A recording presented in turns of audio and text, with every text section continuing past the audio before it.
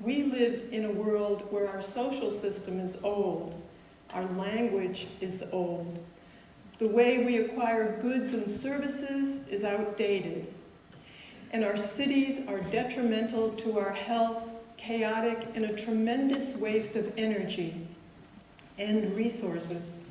And our politicians do not provide a way out of these problems. In other words, they don't serve us.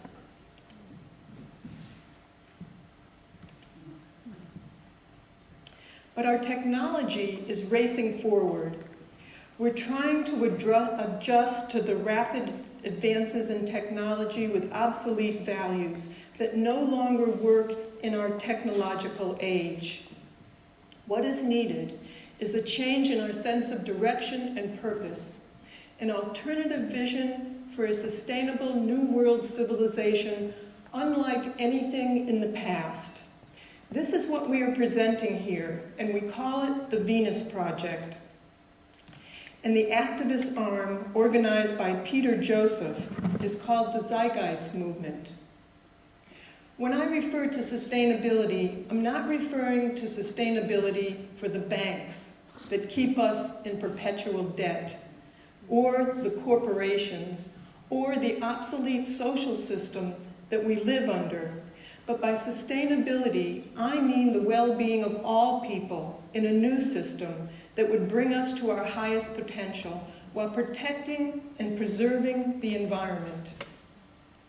What I'm talking about is intelligently managing Earth's resources by using the methods of science to organize and manage society.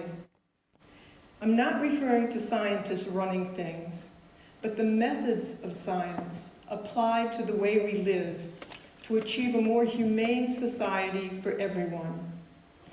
We apply scientific method in limited areas today, in such things as surgery, the building of aircraft, skyscrapers, bridges, and automobiles. Over the centuries, we have developed a consensus that when it comes to matters of personal safety, we choose science and technology rather than primitive belief systems or politics, because science has been proven to work. Then why don't we use scientific scales of performance when it comes to planning our societies, our cities, our transportation, agriculture, healthcare, and so on, as a totally integrated global systems approach? If science has a lot to do with what works, then clearly there's much about today's social and economic systems that are not scientific, because things aren't working very well for the majority of the world's population and the environment. If they were, war, poverty, hunger, homelessness, and pollution would have been solved years ago.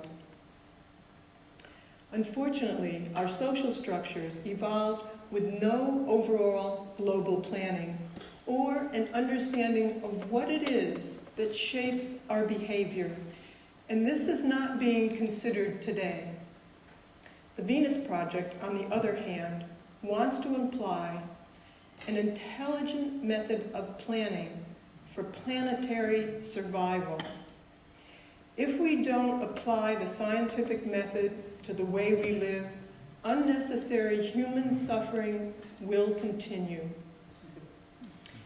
We have the technological ability and the resources to feed, house, and educate everyone on the planet. But our practice of rationing resources through monetary methods never provided a means to do so. Then how do we even begin to solve our problems by using the methods of the monetary system that we all live under? The use of money is hardly ever examined, but let's consider it, along with how much it influences our behavior and our values. Money itself doesn't have any value whatsoever. There's no gold or anything to back it up. It's just a it's just a picture on a cheap piece of paper with an agreement among people as to what it can buy. And I would say a forced agreement, because we really don't determine the prices of things. If it rained $100 bills right now, everybody would be happy except the bankers. So let's look at money. Money is just an interference factor between what you need and what you can get. People think in terms of wanting a job to get the money, to get the things that they need. But if they really thought about it, it's not the job that they want or the money, but access to the necessities of life. The use of money results in social stratification and elitism. They say in America that all people are equal, but most people can't buy the kind of car they want or live in the kind of house that they want. They buy what they can afford. Many cultures tell their people that they are free, but one is really only as free as their purchasing power. How can someone have freedom when they can't get the best medical care or education for their children? And I know you're a little better off in that way here than we are in America. Most people are slaves to jobs that they don't really like, only because they need the money.